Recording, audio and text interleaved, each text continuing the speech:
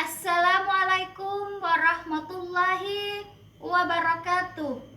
Perkenalkan, saya Mahmuda, mahasiswi Universitas Terbuka Pokjarpayu, Pendidikan Bahasa Indonesia. Kakak akan mendongeng yang berjudul Asal Mula Awan dan Hujan, W.S. Jambak. Begini ceritanya.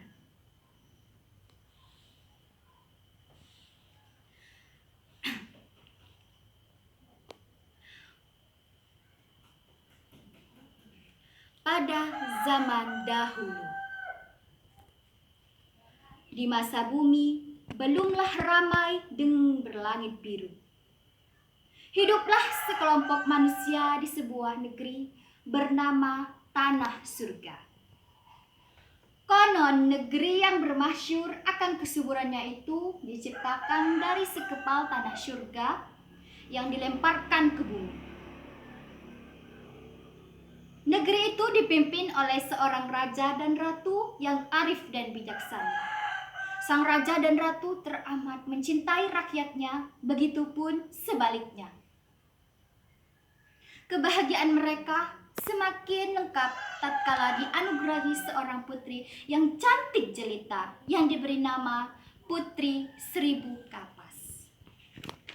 Ia dinamai demikian dikarenakan bertepatan lahir dengan panen kapas di negeri tersebut yang memang dikenal sebagai penghasil kapas dan tembunan kain yang halus di santero Mayapada.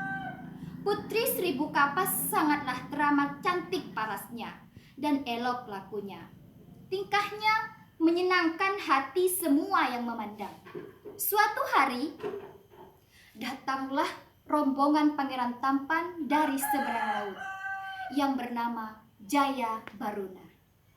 Bersama dengannya ikutlah rombongan kerajaan dengan kapal yang bertatahkan emas permata yang sangatlah besar. Di dalamnya ikutlah juga pasukan berperang. Turut juga raja, ratu, dan ahli-ahli sihir di negerinya.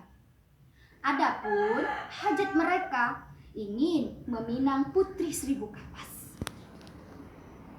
Kedatangan rombongan ini tentu saja mengagetkan Raja Tanah Surga. Bukan hanya karena kunjungan Jaya Baruna, melainkan untuk mempersunting putri semata-matanya itu. Kabar tentang Pangeran Jaya Baruna sudah cukup lama berhembus di kerajaannya. Tentang pangeran muda yang teramat jumawa, suka berperang dan beristri putih di negeri lain hanya untuk menjajahnya. Raja Tanah Surga bingung, bak memakan si malakama. Hendak menerima pinangan berarti ia harus mengorbankan putri dan rakyatnya. Sedangkan menolak berarti siap untuk berperang. Lama ia terdiam hingga suara dari raja seberang laut membuyarkan lamunannya. Akhirnya dengan segala keberanian ditolaknya lah pinangannya itu dengan halus. Namun raja seberang laut tidak menerima penolakannya. Atas titah sang raja, para pasukan yang dibawanya menyerbu kerajaan Tanah Surga. Ahli sihir menata mantra hingga membuat negeri itu menjadi kering kentah merontah. Setelah puas memporak-porandakan, mereka pun pergi dari negeri itu. Putri Seribu Kapas meratapi pembantaian atas rakyatnya. Ia mengumpulkan kapas-kapas yang ada di lumbung dan kemudian membakarnya. Ketika api menyala dengan hebatnya, putri melompat ke dalam bakaran api. Tapi ajaib, putri tidak terbakar dan berubah menjadi asap dan terbang ke angkasa menjadi gumpalan hitam. Kumpulan tersebut bergelar mengeluarkan petir dan badai yang menenggelamkan kapal rombongan kerajaan seberang laut. Di Tanah Surga kemudian turun air dan gumpalan itu yang kembali menghidupkan tumbuhan yang mati dan menyuburkan tanah oleh datangnya air. Di kemudian hari, gumpalan tersebut dikenal dengan nama awan, yang berarti pengorbanan. Dalam bahasa tanah surga.